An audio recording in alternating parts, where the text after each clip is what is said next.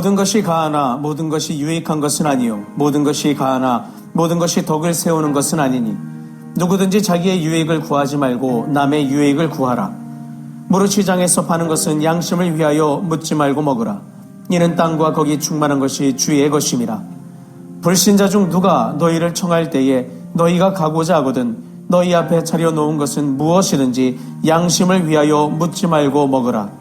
누가 너희에게 이것이 제물이라 말하거든 알게 한 자와 그 양심을 위하여 먹지 말라. 내가 말한 양심은 너희의 것이 아니요 남의 것이니 어찌하여 내 자유가 남의 양심으로 말미암아 판단을 받으리요. 만일 내가 감사함으로 참여하면 어찌하여 내가 감사하는 것에 대하여 비방을 받으리요. 그러즉 너희가 먹든지 마시든지 무엇을 하든지 다 하나님의 영광을 위하여 하라.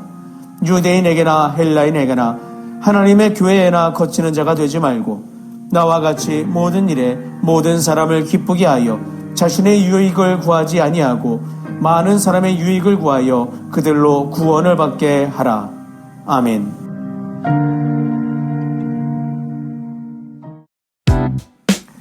안녕하세요. 데이바이블 조영재 목사입니다.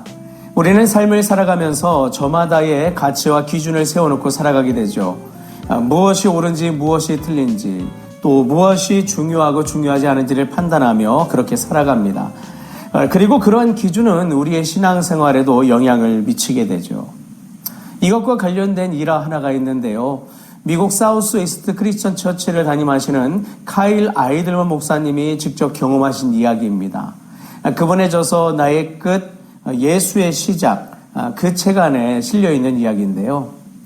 어느 날 한 남자가 교회에 나와서 예수님을 영접했다고 합니다. 그런데 그때 그 사람이 예배 참석했을 때 야구 모자를 쓰고 있었다고 그래요. 많은 사람들이 은혜를 받고 감동을 받고 그렇게 예배가 마쳐졌는데 예배 마치고 이제 한 성도님이 이 목사님을 찾아왔답니다. 찾아와서 따지기 시작한 거죠. 일종의 훈계를 늘어놓고 잔소리를 막 하더랍니다. 어떻게 거룩한 예배 시간에 야구 모자를 쓰고 있을 수 있느냐?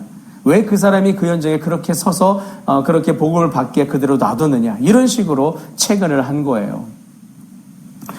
그 상황에 대해서 목사님은 이런 이야기를 남겨놓으셨습니다. 정말 그 감동적인 자리에서 내내 야구 모자만 신경 쓰고 있었단 말인가? 다른 사람의 기쁨을 함께 기뻐하지 못하는 사람은 아직 자신의 끝에 이르지 못한 사람이다. 물론 여러분 그런 부분 함께 예배하고 할 때 어떤 기본적으로 갖춰야 될 부분에 대해서 이야기를 해볼 수는 있죠.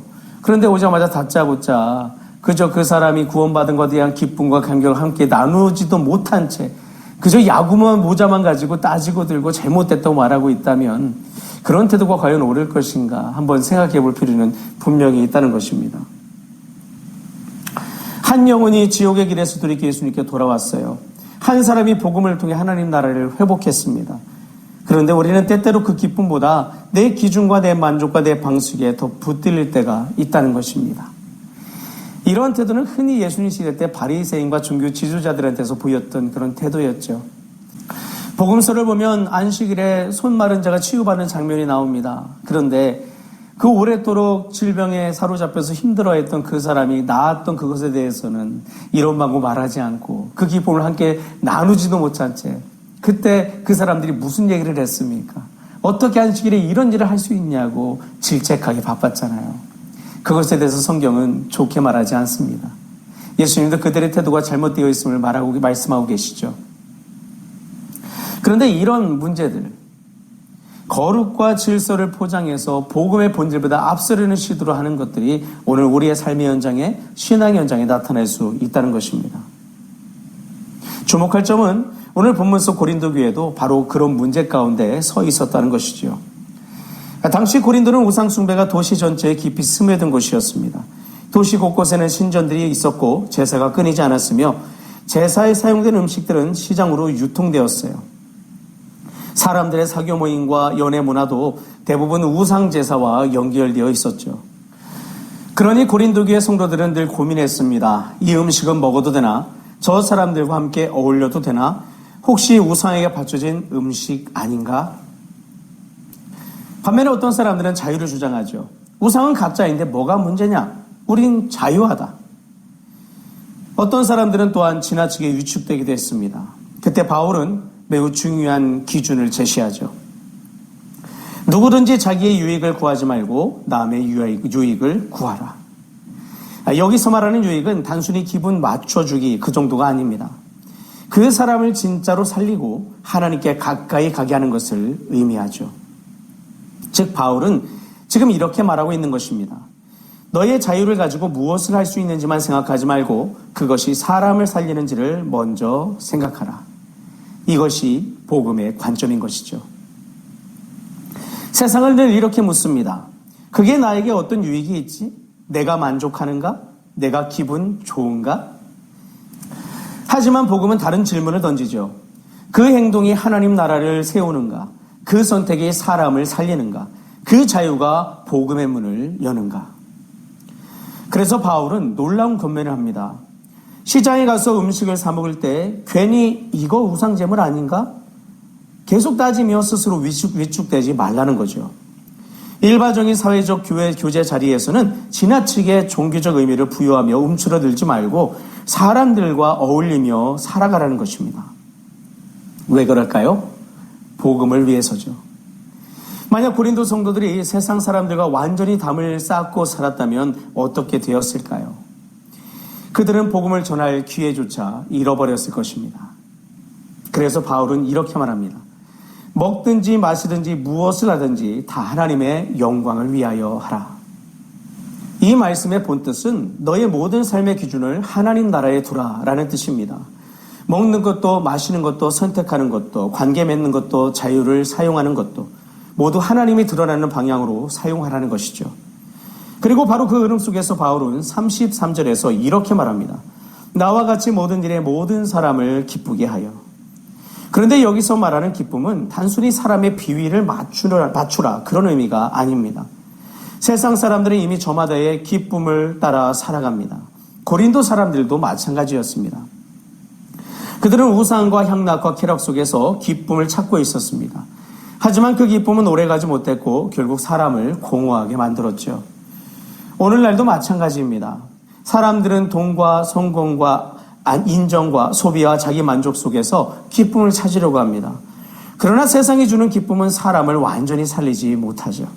잠시 웃게 만들 수는 있어도 영혼 깊은 곳의 공허함까지 해결하지는 못합니다. 그런데 복음은 다릅니다. 복음은 하나님 없이 살아가던 인생이 예수님 안에서 진짜 기쁨을 회복하게 합니다. 죄사함의 기쁨, 하나님과 화목하게 되는 기쁨, 잃어버린 존재의 의미를 회복하는 기쁨, 사탄의 울무에서 자유하게 되는 기쁨, 세상에 줄 수 없는 평안과 생명을 누리는 기쁨, 이것을 회복하게 되죠.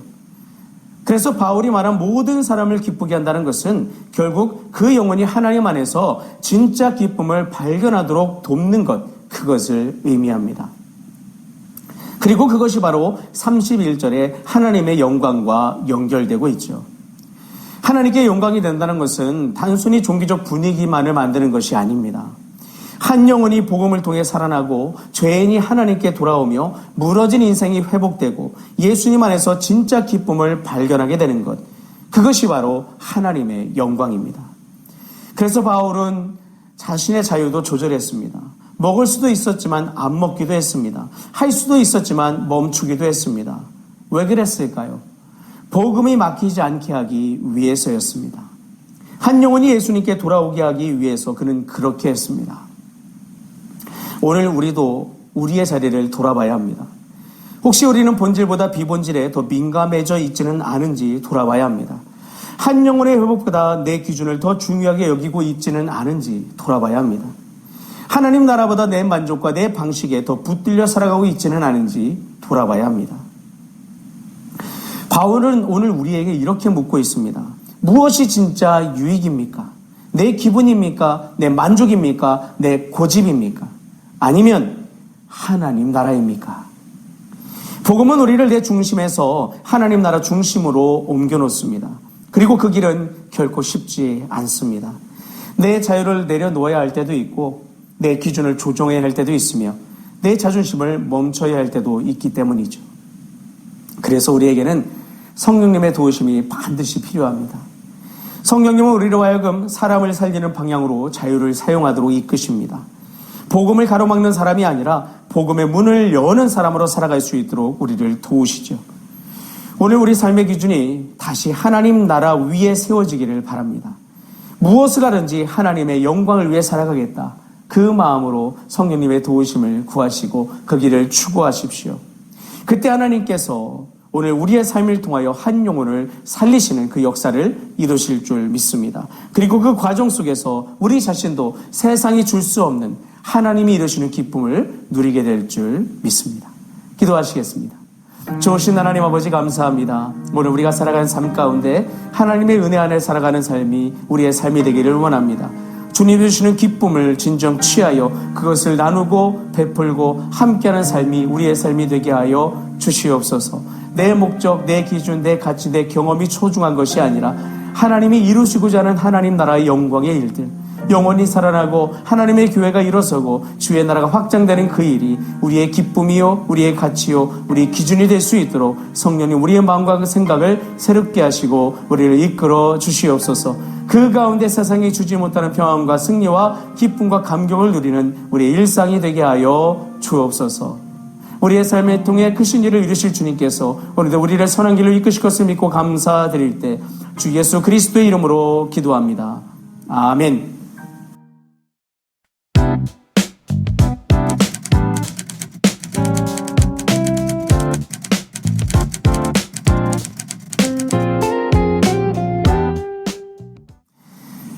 오늘도 주님을 따라 은혜의 길로, 생명의 길로, 참된 기쁨의 길로 행할 수 있는 우리가 될 수 있기를 주님의 이름으로 축원합니다. 주님 안에서 사랑합니다. 그리고 축복합니다.